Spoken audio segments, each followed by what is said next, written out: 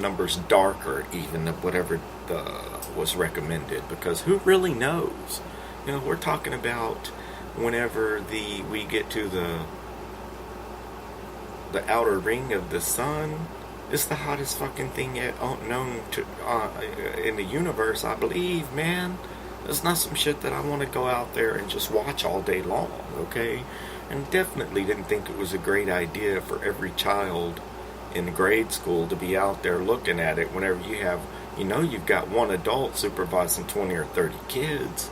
You can't keep an eye, literally, on all of those and be looking at the eclipse and be making sure that they're not all burning their fucking eyes out.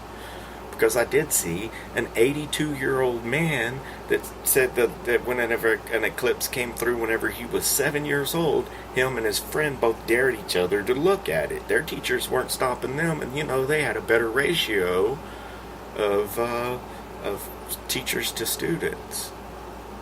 And to this day, he's 82 years old. His eyes got a fucking hole burn in it. So there you go. That's not something, I don't know. That's just me, giving my opinion about how I feel about, I know that I've put the safety of my vision in the hands of an employer more than once. Cutting and grinding and welding and torching and this and that and everything else. Machine tools running and chips flying. You know what I'm saying? So we got to take this into mind that I know it's an event that's only going to happen once in a lifetime, right? Supposedly, and then they let us know, no, there's going to be another eclipse, in 7 years. So now they're telling people, they did say this on the news, to save your little shitty cereal box glasses. Because there is going to be another eclipse in 7 years. So now that your little shitty glasses are going to deteriorate in the drawer for 7 more years, and you're going to trust them again? No, I don't think so. I think that I like the idea of having the little eclipse boxes to where you could see what was going on with the eclipse without ever, putting yourself in harm's way by, what kind of sunscreen do you need to fight off that kind of radiation, solar rays, solar flares, all that kind of shit that they're not taking into consideration whenever it does come to the eclipse. I don't think they know better than I do. Look, maybe I'm just starting my own little conspiracy theory here, but now, is this an optometrist thing? They're like, fuck yeah, now all these kids that weren't wearing those glasses properly are going to need, that's right, they're going to need their eyeglasses. So rock and roll, maybe it's Oh, maybe not. I'm saying we all care about the welfare of our children. That's why I even bring it up.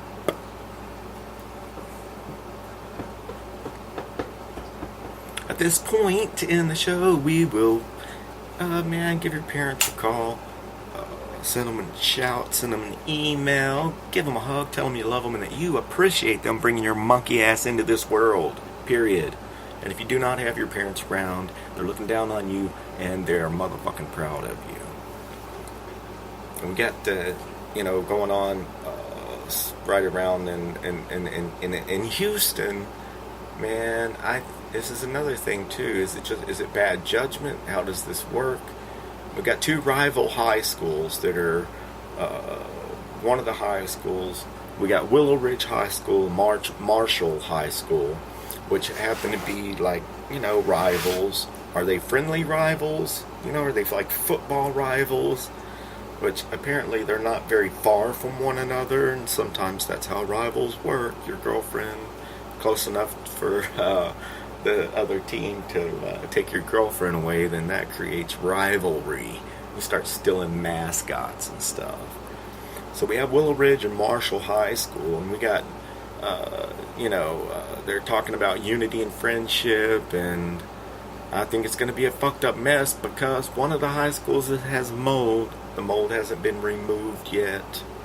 So they're putting both of these high schools together underneath one roof, and I think kids are going to be kids. You can talk all you want to about unity and friendship whenever it comes to knowing an ongoing rivalry going on and putting all of these students together in one school, and it's a high school. I don't know, man. I hope and I pray for better things than what might happen there, but I think it might be a big clusterfuck. Mark my words. I hope it, man. I hope about unity and friendship, and they're all fucking around the lunch tables singing "Kumbaya." I just don't feel in my bones that that's what's going to happen. I think they know that they're introducing what could be a really, really big mess into what was going to ultimately cut into the learning again of our next generation of children in the classroom, you know.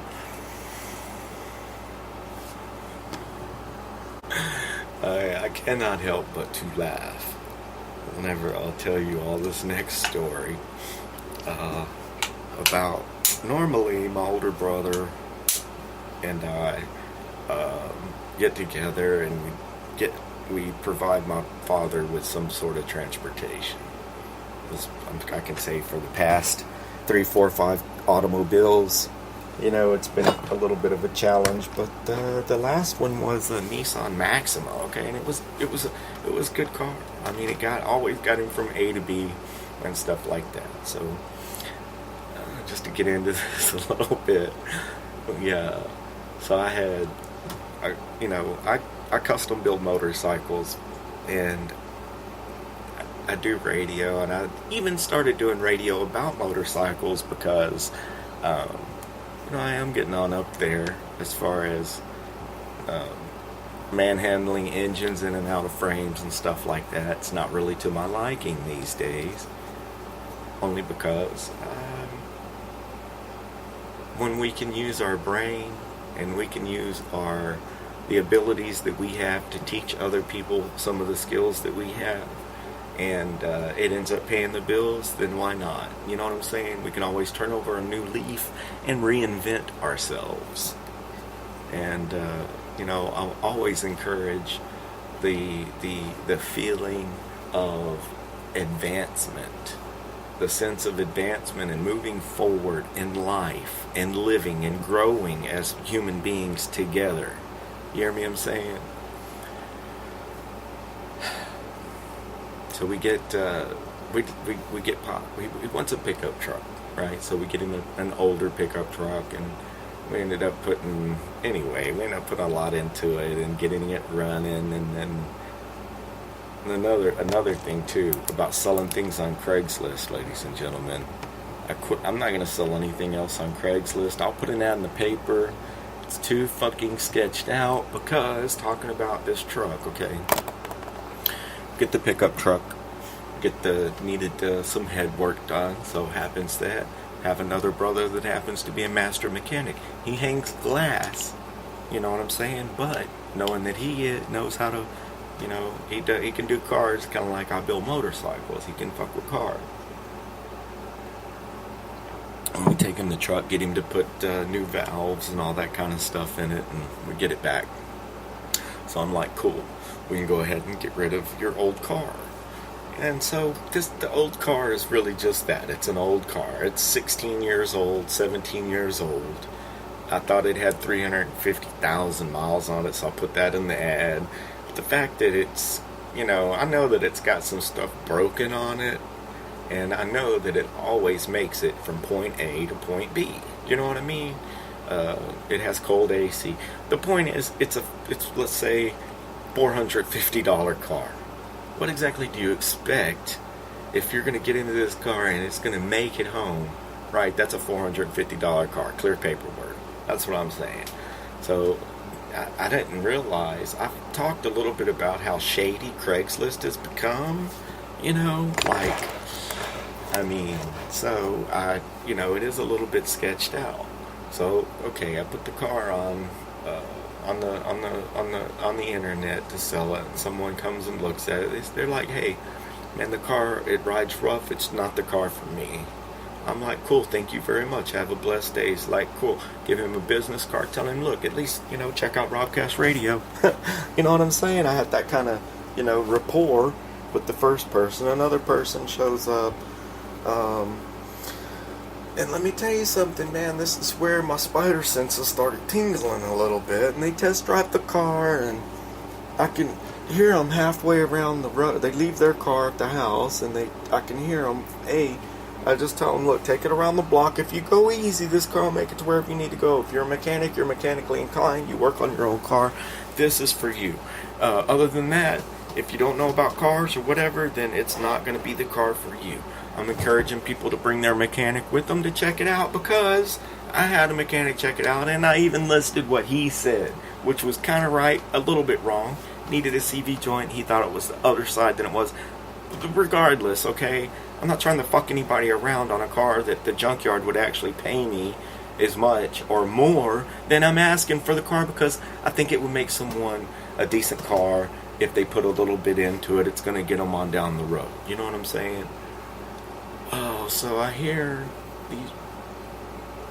this lady and gentleman show up to test drive the car, and they take it quote unquote around the block, and I hear, like, I just kind of hear them dogging the shit out of the car, and then the car kind of pulls up abruptly, and they get out and they start to walk toward their car, and the first thing that guy tells me, hey, that car's a piece of shit, man. That motherfucker, it wouldn't even make it back to my house, and he might have motherfucked me. And I was like, and he handed me back the keys, and I was like, alright, well, cool then, alright. I said, it will make it to anywhere you need to go. I told you that you just had to go easy on it. Nah, that motherfucker this, motherfucker that, and this thing, piece of shit. And I said, alright, well, thanks for wasting my fucking time, And that's whenever there's some lucky you don't get your ass whooped. Lucky I don't whoop your ass. I was like, yeah, I think it's time for you to just get in your car and get on down the road. Period. Straight up. Period. Straight up. And I didn't hear anything else after that. I just saw some mouths moving and people get in their car and get the fuck on down the road. So, okay, before you threaten to whoop someone's ass right to their face, you want to make sure that they're not the type that just might be having a bad day and say, hey, let's just walk right around back right here, right now. I hadn't had a good ass whooping in a little while. I need one. You don't, and B, you don't go way out into the country, right? To some person's house that you don't know. Knowing that this is getting to be some sketched out shit trying to sell things online at this point in time.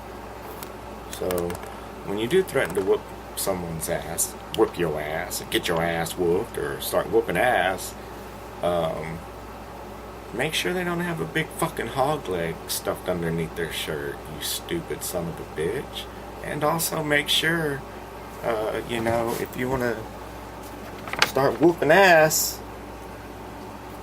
yeah, it just kind of floored me a little bit. I'm thinking, thank you for the Second Amendment, because, not that, this is the fucking, the God's honest truth that is that natural gut instinct is somebody swings on me, and especially at my house, they're fixing to get their ass whooped, period, right? I mean, just straight up.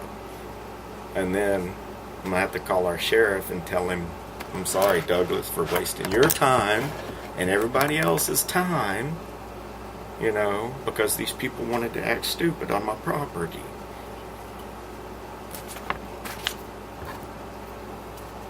And that's whenever it gets down to the nut cutting of, are you going to go to someone else's house?